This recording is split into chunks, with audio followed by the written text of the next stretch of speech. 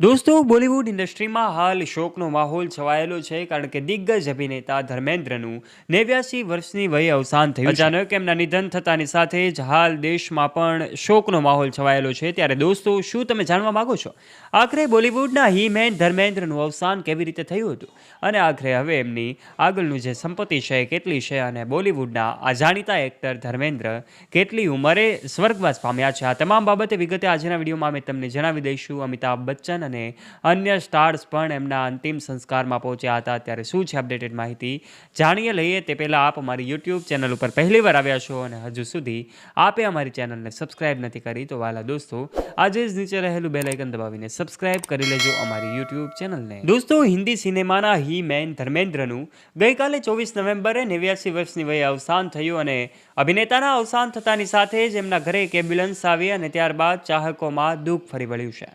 અગાઉ એમના મૃત્યુની અફવાઓ પણ દેશભરમાં ફેલાયેલી જોઈ શકાય છે, જેમાં ઘણા બધા લોકો એવી અફવા ફેલાવી રહ્યા હતા કે ધર્મેન્દ્રએ ફાની દુનિયાને વિદાય આપી દીધી છે, પરંતુ હવે અફવા હકીકતમાં બદલાઈ ગઈ છે। ધર્મેન્દ્રએ હવે દુનિયાને અલવિદા કહી દીધું છે।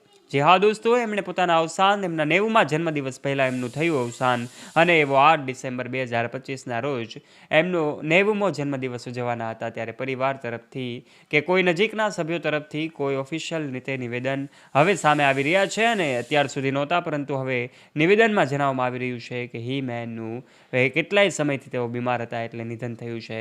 આ પાછળનું બીજું કોઈ કારણ નહીં, પરંતુ અહેવાલ મુજબ ધર્મેન્દ્રનું અવસાન એમના અંતિમ સંસ્કાર પણ હવે પવનહંસ સ્મશાન ગૃહમાં કરવામાં આવ્યા હતા।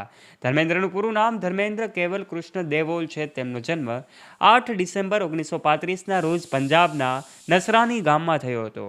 એમણે 31 ઓક્ટોબર 2025ના રોજ નિયમિત તપાસ માટે બ્રીચ કેન્ડી હોસ્પિટલમાં દાખલ એમને કરવામાં આવ્યા હતા। ત્યાં તેમને શ્વાસ લેવામાં તકલીફ થઈ રહી હતી।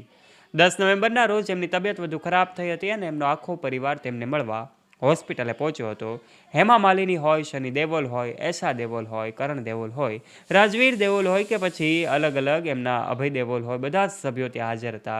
62 વર્ષની લાંબી કરિયર એમણે ધર્મેન્દ્રએ શેર કરી છે। ફિલ્મ ઇન્ડસ્ટ્રીમાં પણ એમણે પોતાનું આગવું નામ કર્યું છે। ત્યારે આજે બોલિવૂડના એક્ટર અભિનેતા ધર્મેન્દ્રના નિધન થતાની સાથે જ એમના તમામ ચાહક મિત્રોમાં પણ એક શોકનો માહોલ છે। માત્ર 51 રૂપિયાથી પોતાની ફિલ્મી કરિયરની શરૂઆત કરનારા ધર્મેન્દ્ર દિલ ભી તેરા હમ ભી તેરેથી એમણે કરિયરની શરૂઆત કરી હતી। 17 રૂપિયા અલગ અલગ લોકોએ આપ્યા અને 51 રૂપિયા એમને મળ્યા હતા, પરંતુ આજે 300થી વધારે ફિલ્મો બોલિવૂડ ઇન્ડસ્ટ્રીમાં આપનારા ધર્મેન્દ્રને કોઈ ભૂલવા માટે તૈયાર નથી।